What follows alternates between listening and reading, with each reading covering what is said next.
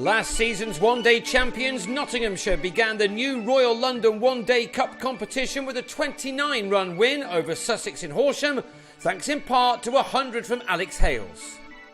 Ed Joyce inserted after winning the toss on what appeared to be a very good batting wicket with a fast outfield at this picturesque outground. Both Hales and Michael Lum were soon finding the boundary with some excellent cricket shots. Not that Lum always needed to use the turf, as he struck the first 6 in the 13th over after he and Hales had taken 50 runs off the opening 10 overs of power play. Lum was the first to his 50 to give his side an ideal start as they tried to take the same road to Lords as last year. The powerful left-hander needed 58 balls for his half-century, from which he'd struck 5 fours and a 6. 6 overs later, and Hales, a man desperate to represent England in the 50-over format, did his chances no harm at all by completing his own half-century off 73 balls. He'd batted within himself, hitting only 4 fours thus far. These two eventually took their partnership to 139 in 28 overs, before Lum on 77 ran down the pitch to Will Beer and was bowled.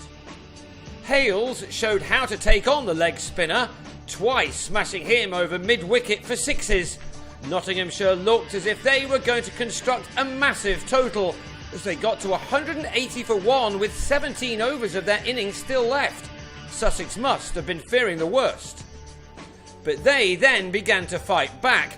On 13, James Taylor was foxed by a quicker, straighter delivery from Beer and was bowled.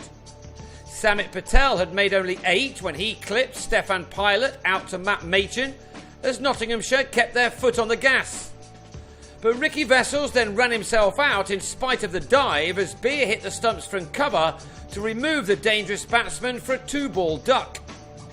That left the visitors on 207 for 4 in the 39th over, but Hales was still there and he went to his excellent 100 off 107 balls, from which he'd found the boundary on 8 occasions and cleared it twice. His reaction tells you how much it meant to him. He would love to be off to the World Cup in the winter. He'll have every chance of being on the plane after he moved to 116 with a third 6. This competition is giving a number of players a chance to shine ahead of the World Cup down under. Hales was out in the 42nd over with a total on 234 when he thrashed Pilot to Lewis Hatchett at long on. Pilot was excellent, his 10 overs bringing him figures of 2 for 35.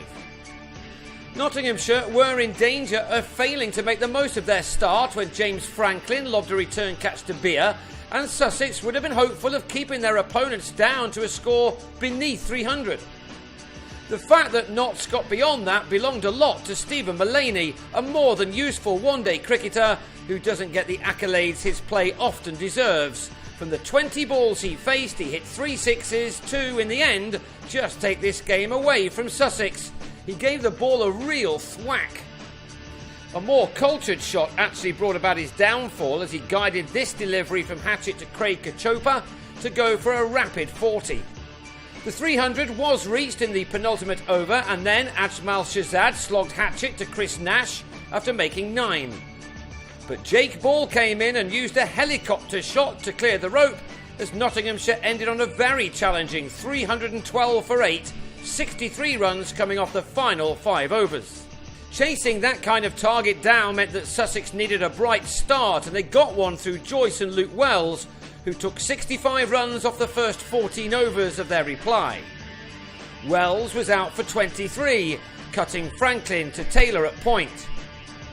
Kachopa then struck his first legal delivery in List A cricket for a maximum, some start for the youngster who's played most of his cricket in New Zealand. Sussex's problem, though, was that they kept losing wickets, which set them back. Kachopa nicked Mullaney to Chris Reed on 22. The home side also weren't helped by an injury to Luke Wright after his record-breaking T20 exploits on Friday night. It was left instead to Joyce to play the big shots now. He hit that 6, but then mistimed another big hit off Patel to hole out to Taylor after making 59 off 69 balls. With 21 overs to go, Sussex had got to 140 for 3, but then they lost Nash, who gave Mullaney his second wicket, driving to Franklin in the covers. With 20 to go, the home side required 173 to win, but they kept on losing wickets at just the wrong time.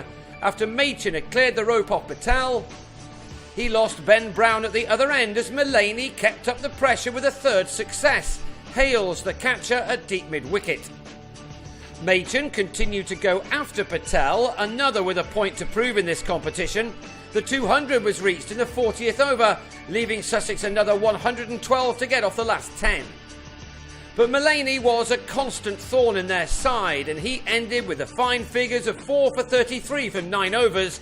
His final wicket, the one of Machin, who found Patel on the deep extra boundary to go for 43. That was just about it as far as the Sharks were concerned, but Pilot played an excellent hand in a losing cause. He struck Shazad for 4 fours in 1 over. He followed up his fine bowling with a maiden one-day 50, which came off 41 balls. It was reached in style too, as he clubbed ball over mid-wicket for a 6 to go with his 6 other fours. Beer made 23, but was out towards the end of the run chase, Ball removing his off stump. And in the last over, from which Sussex needed 34 runs to win, Chris Liddle was also bowled by Ball, who delivered a perfect Yorker, as Sussex ended on 283 for 8. That meant a loss by 29 runs in what was a high-scoring game in front of a good crowd in Horsham. Nottinghamshire will be thrilled with their start ahead of a game at home to Somerset, who they thrashed in last year's 40-over semi-final. That's on Tuesday, while Sussex next head to Birmingham on the same day to take on Warwickshire.